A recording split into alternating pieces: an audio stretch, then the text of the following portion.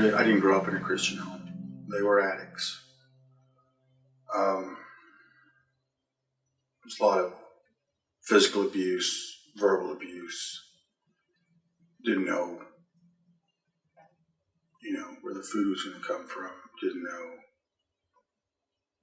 anything, really. Neither one of them worked, so, I can remember one time my stepfather had me get in the car in the middle of summer in Texas with a big coat, a huge coat, and had me go to a gas station and go in the bathroom and take all the toilet paper that I could put inside of the coat because they didn't have any money.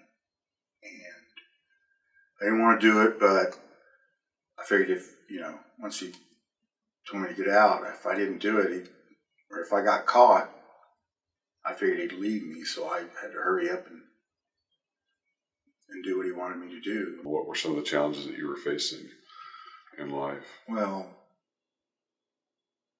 drug and alcohol addiction. Those were the challenges that, life was a challenge, so I turned to drugs and alcohol, I didn't know the Lord. I didn't know the Lord from a lizard. I was just out there trying to, keep the chaos down in my head and stuff, and I tried to live right, but just without God, nothing was working. You know what I mean? Nothing seemed to ever pan out.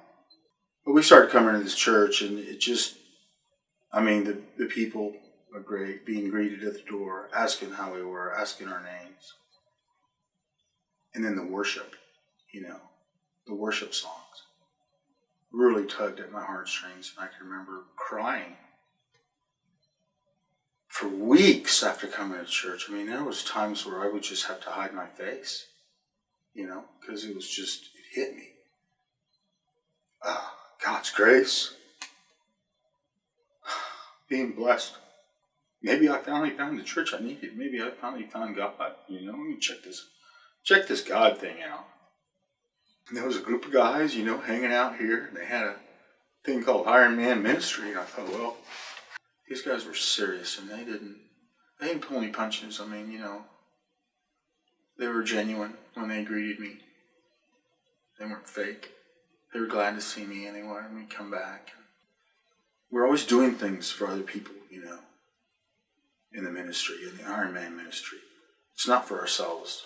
We're trying to bring other guys to Christ. We're trying to show them the light. There is a better way. It's a wonderful life now.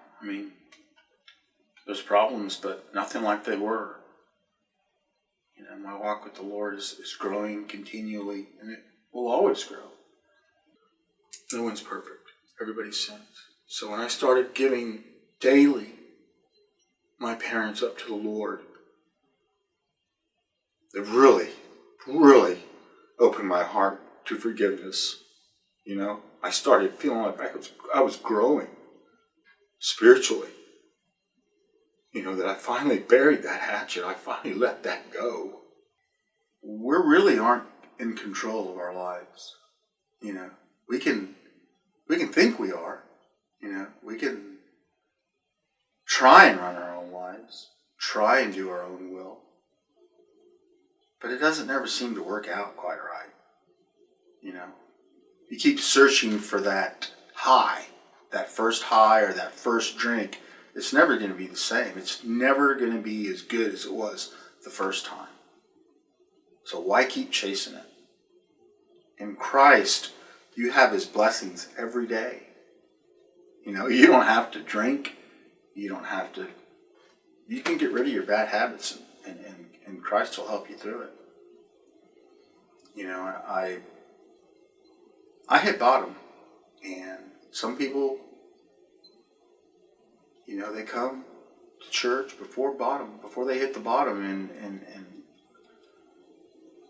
I think if I was talking to myself, I would there's a better way to live. You don't have to hit bottom to come to church. To know God, you don't have to hit bottom. You don't have to sink that low.